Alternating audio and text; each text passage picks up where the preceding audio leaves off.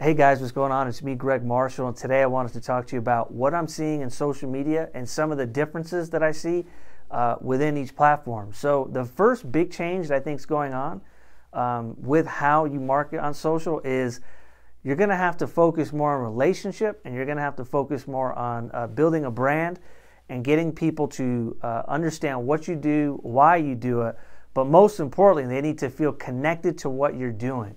I'm finding that kind of the golden years or age of where you can just put out ads and then just ask people to buy immediately, it seems to be long gone. And there's good news and bad news to that. So the good news is there's a huge opportunity that that's going to be in front of people who are willing to invest in actually developing relationships and actually wanting to help their target audience.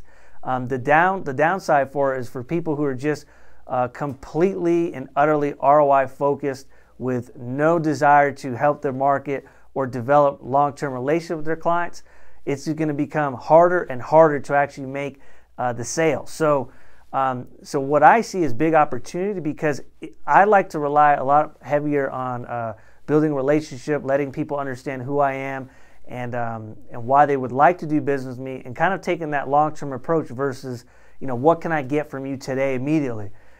So there is a big opportunity to make sure that you focus your messaging on relationship based. So the first thing that I see on Facebook that seems to be working really well are pretty much pictures that don't look like ads. So I've used the terminology before, out of place marketing. So you want to do things that demonstrate your family, that demonstrate that you're interested in other things outside of purely business. And that you are a regular person, essentially. So the more regular that the ad appears and the post appears, the better it tends to perform. So really focus heavy on creating content that looks like something you would share with your mom or your dad or your friends, and then just kind of put a little marketing message to it.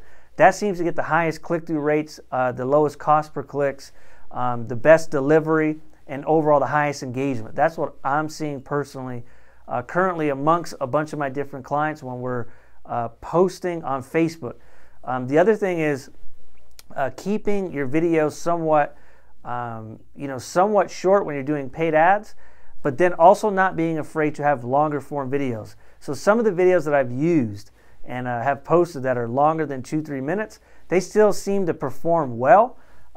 It's just a matter of making sure that you're sharing content, and it has to be relevant to the audience that you're targeting.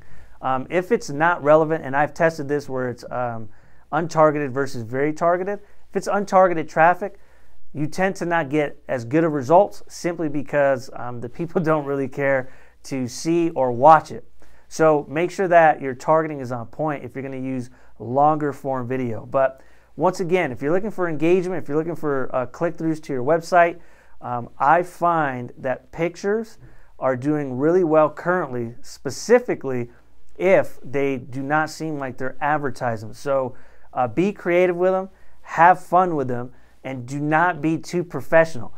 That's a huge mistake that I feel like a lot of businesses using Facebook as a way to generate business that they're making is they're trying to be too professional and too buttoned up. And the problem with that is when people see it on their feeds or even on the audience network, it looks too professional and it appears too much like an ad. And if it looks like an ad, people don't want anything to do with it. So focus heavy on Facebook with making out-of-place marketing, which is show pictures of your family, your friends, you having fun out in events, traveling, things of that nature, and then put marketing language within it.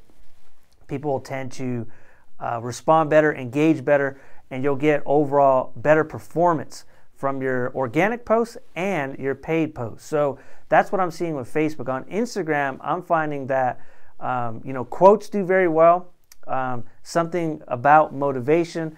And the other thing that you want to do is the same kind of style concept, which is use relevant hashtags, keep engaging with the audiences that are your target market. So if a user has a lot of the followers that you would like to have, what you want to do is engage in their posts, engage with their audience so that they know that you exist, bring them back to your profile, and if they like what you have to say on your posts, they'll follow you. If not, they won't. So you want to really make sure that on your feed, you're posting valuable content that people will go to and then see, oh, I like this, and then follow. So that's essentially what you would call your conversion rate. Your follower conversion rate is if you're reaching out, if you're engaging with people's audiences that have your target market and then bringing them back, then you should have a higher conversion rate as long as it's targeted. The other thing I'm finding is you want to showcase what you're doing and kind of include a story. So Instagram stories is very well with not having to plan out posts and have that pressure of making sure you have the perfect post, or if the post fits your feed, where you can actually kind of show more of the real back end of what you're doing. So you can use Instagram stories to showcase where you're at, who you're with, your personality, your specials and promotions. And the goal is eventually, once you get to 10,000 followers, you can get the swipe up feature, which will allow you to send people directly to traffic. So don't be afraid to use Instagram stories as a way to connect. I find if I use Instagram stories plus newsfeed posts, that tends to do much better and the interaction starts to go up. So make sure that you're doing that and stay consistent. The other test I've been running with Instagram is the more I post, the more engagement I get, the more followers start to creep up, and the more community you start to build. Because just like in-person human interaction, we don't build relationships with people just by seeing them once. We build relationships with people by seeing them multiple times, texting, emailing, seeing them on social media. Think about that when you're creating your posts and your environment on Instagram. The next thing is utilize Instagram TV, IGTV. I think it's a great way for people to get a deeper understanding of who you are and what you have to offer, because video does a great job of letting people feel your personality, understand what you stand for, what your values are, and who you serve. So IGTV allows you to do videos longer than 60 seconds. And so take advantage of that. Create videos, repurpose videos that you've used on other platforms. Just make sure that you size them up right so that when the viewer watches it, it's not too overpowering. I've tested this also on my own account with some of the videos are really close if you just pull them straight off YouTube because they were done sideways. So make sure that you're making the formatting correct so that when people see it, they don't feel overwhelmed or overpowered by your face or the content that's in it. But tell a story. Let it be 2, 3, 4, 5, 10 minutes long so that people can get a great understanding of who you are and what you stand for. So don't forget about IGTV. You want to utilize each platform and all of the specific uses that each platform has to your advantage. The more that you use them, the more traction you'll gain. Your goal with social media marketing is to deepen the relationship with your audience while also exposing your brand to a new audience. So the next platform I'll talk about is YouTube. So YouTube, I've actually been testing very aggressively as of the last few months, and I'm finding a lot of cool things. So number one, YouTube, which obviously makes sense. It's a video platform, so people's mentality are there to watch longer form videos. So if you have things that you want to talk about for longer than just 60 seconds or a few minutes, I believe YouTube is the best platform to do that. Make sure that you're filling out your descriptions and you're tagging your video so that you can be SEO found. I also feel like YouTube is a good long-term play for continuous views, meaning you might not see huge traction immediately, but you will see traction 6 months, a year from now, as long as you stay consistent on YouTube. The difference between YouTube and like Facebook or Instagram is once you put a post up, it usually only has like a shelf life of maybe a day, maybe a few days. YouTube, it can have a shelf life for years. So I've had videos that have done really well and continuously get views, even though it was made 6, 7, 8 years ago. So you'll be surprised how effective YouTube can be to generate awareness. The other thing I've noticed is on YouTube, there are you tend to get more direct or more targeted traffic because the way people are finding you is through terms, keywords. So they're actually searching this out. So it's very similar to search engine optimization, where if someone's Googling something, they're actually like proactively thinking about watching a video that's similar to yours. And so that's where I think if you develop a strategy where you're utilizing YouTube you are putting the keywords in, and you're thinking from the mindset, the framework of what is the client looking for, or what are they thinking about when they're looking for a video like this. And then start creating videos that are aligned with the keywords and the key phrases that people are really looking for. And then what you'll find is people start watching the videos. The average watch time that I've found is usually much longer. So like Facebook, the average watch time would be anywhere between 3 to 6 seconds, where on YouTube I've seen some average watch times of 7 minutes. So think about the impact of marketing consumption.